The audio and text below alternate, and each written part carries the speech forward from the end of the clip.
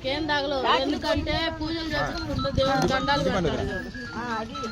అన్నా దయచేసి అన్నా మీ అందరికి నమస్కారం అన్నా. పసిపిల్లల్ని వేసుకొని నేను ఎక్కడికి వెళ్ళాలి మీరు చెప్పండి. ప్రభుత్వం నాకు న్యాయం చేయాలి. నా ఇల్లు నేను ఉండగానే ఎలా కూల్ చేశారో చూడండి. మొత్తం సామాన్లు కూడా లోపలే ఉన్నాయి. కొన్ని సామాన్లు వాళ్ళు బయట వేసారు, కొన్ని సామాన్లు లోపలే ఉన్నాయి.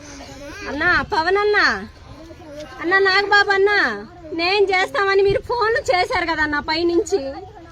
మా ఇల్లు పడేశారు. ఇప్పుడు మేము ఎక్కడికి వెళ్ళాలి? రోడ్డు మీదకి ఎక్కడికి వెళ్ళాలన్నా? ఇదిగో మొత్తం ఇదిగో లాగి రోడ్డు మీద వేసారన్నా.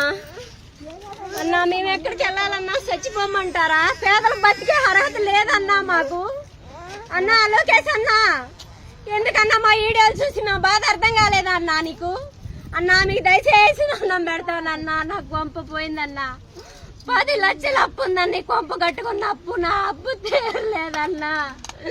ఈ చిన్న పిల్లలు లేచుకొని నేను ఎక్కడికి వెళ్ళాలన్నా? ప్రభుత్వం నాకు న్యాయం చేయండి అన్నా. నేను పడిపోయిన కొంపలోనే ఉన్నానన్నా. అన్నా 5ంటికే వచ్చి పడేశారు అన్నా నా కొంప.